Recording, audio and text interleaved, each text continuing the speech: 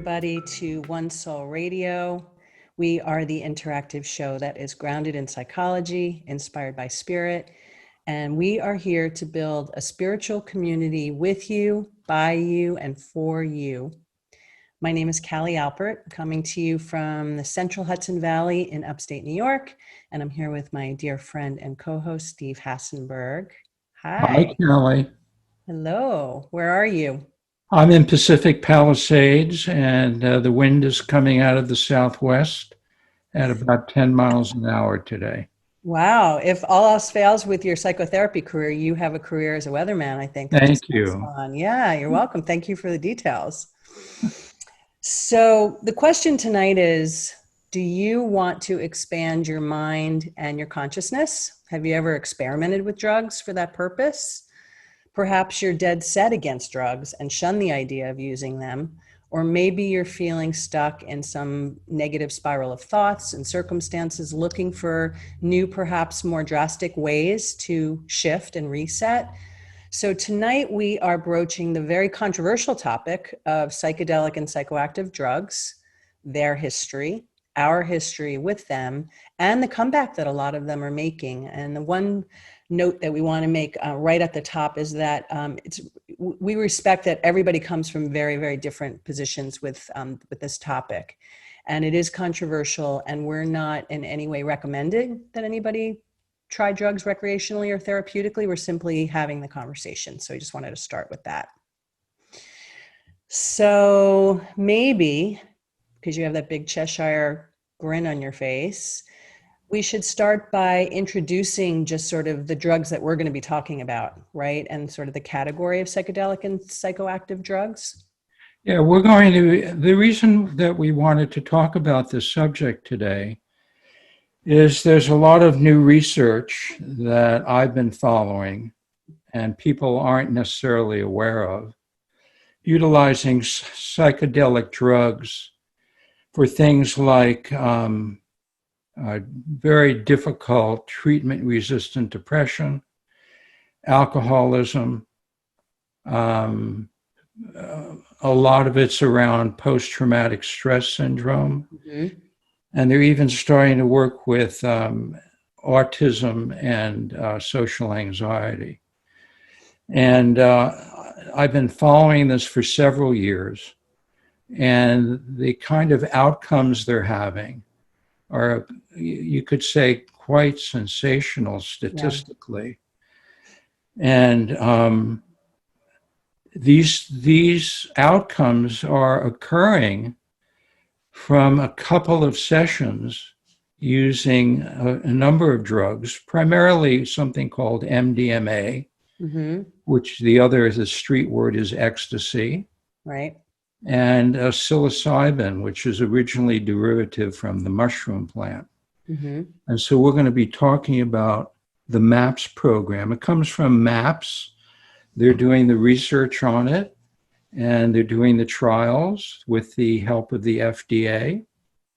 And MAPS is ready. Multidisciplinary Association for Psychedelic Studies. You've just earned your keep. Thank you very much. I practiced all day. So that's been the impetus for this show. One of the other impetuses for this show was that on a really personal level, I've been thinking about all this a lot lately, and we'll get into that a little bit more.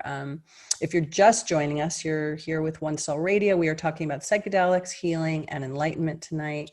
The pros and the cons, all the different sides, the reasons that people advocate, what can be helpful, and perhaps what it can't contribute to. So we're going to try to cover all that. And a little bit later, we are also going to give you a few little takeaways, a little departure from our usual action steps, but takeaways all the same. And we definitely welcome from both our Zoom callers and our Facebook listeners any questions that you have along the way. Please don't be shy. We are here to have an exchange with you. So to that point, maybe let's back up and start with a little bit of our own history with drug experimentation. You really want to hear my history? Let's just come clean. Let's do it, right? We need to be relatable. They say we need to be current. No, I know. We talked about that. What would you like to know about it?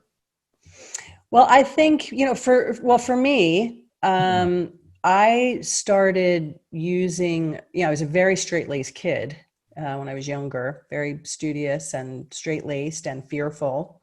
And the idea of drugs was a very scary concept. I remember seeing a picture of my cousins with like a bong in front of them when I was, in the 1970s as a little girl, and it terrified me.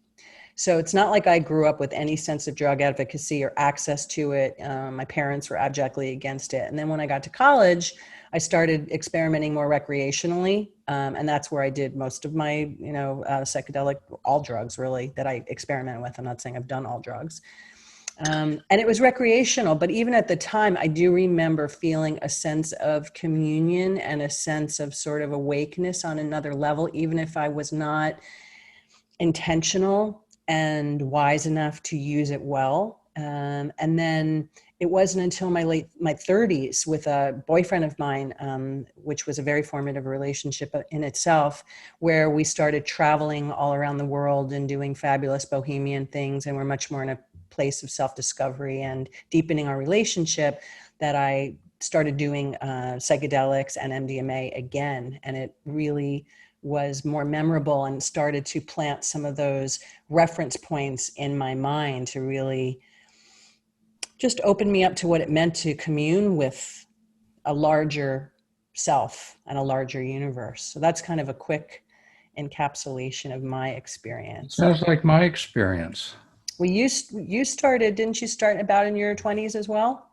Yeah, I started when I was at NYU in New York, and without going into all the drugs I took, which were very plentiful.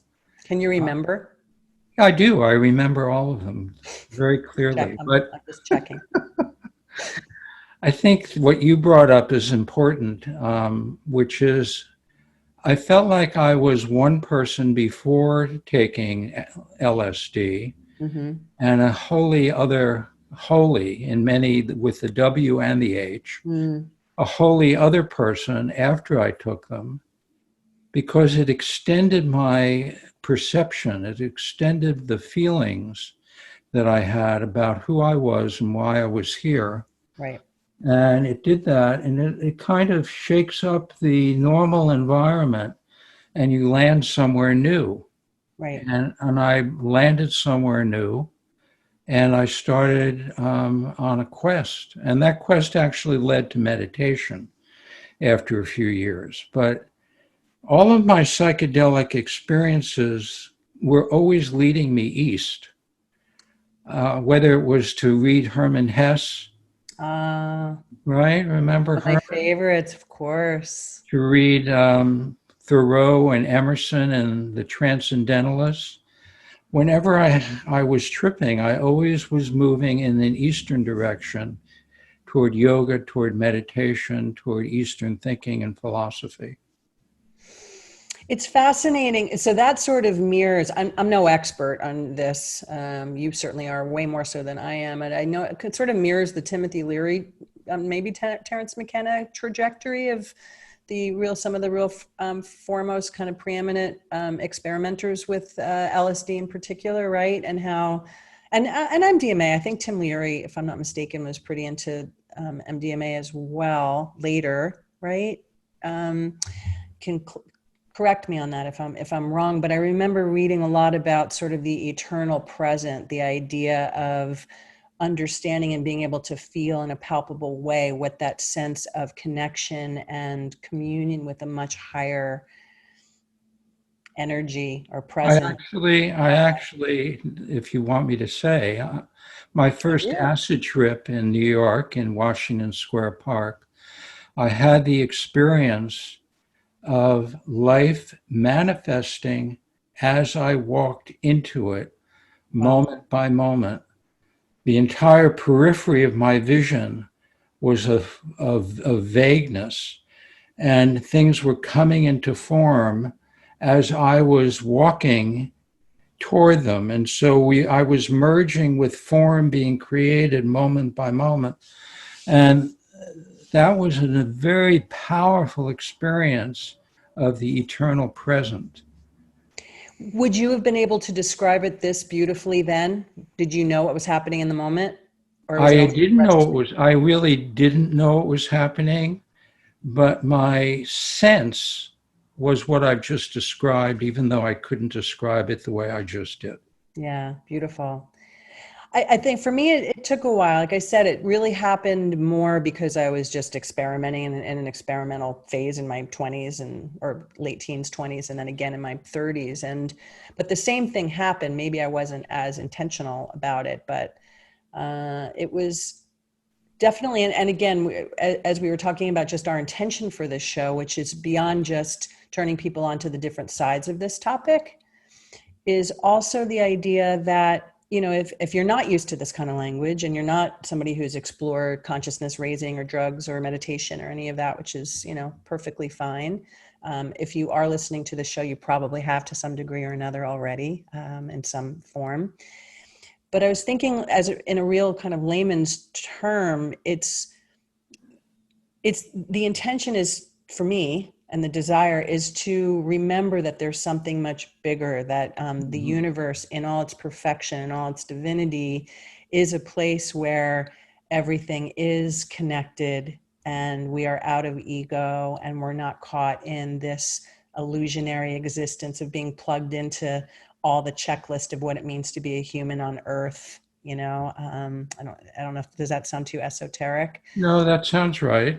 It's like I equate it to the way people feel when they're at a music festival. You feel connected. You feel like everything's right. You feel in communion with the energy of music and of all the other people that are having the experience of you. That's like a pretty simple earthly example. And so this is a very heightened version of that, if you're looking right to kind of connect with your higher power or origins. Well, we live in two different worlds. We're not that familiar with the spiritual world. We have certain kinds of entrances and exits, but we live in the two worlds, and the two worlds are made of different frequencies.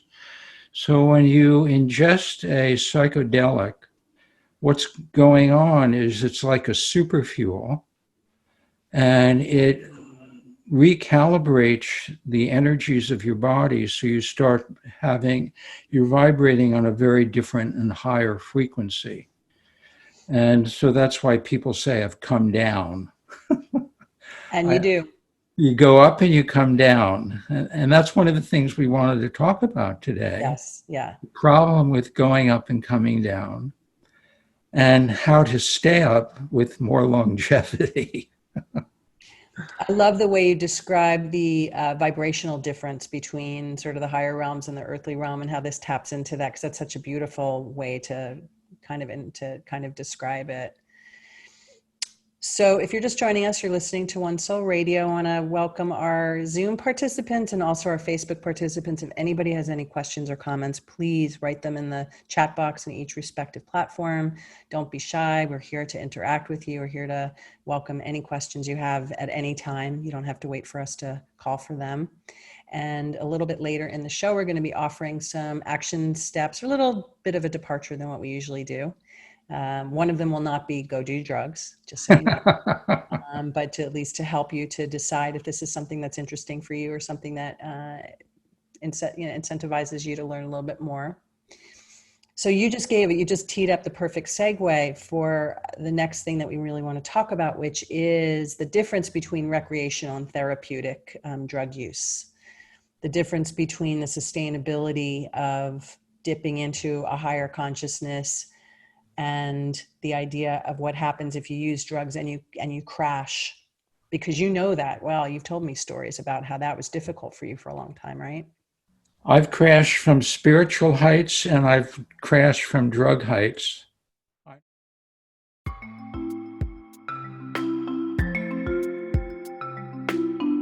This podcast and radio show is for educational and entertainment purposes only. This podcast is not a substitute for professional care by a doctor, psychologist, or otherwise qualified medical professional. This podcast is provided on the understanding that it does not constitute medical or professional advice services. If you need help, please seek out a qualified practitioner.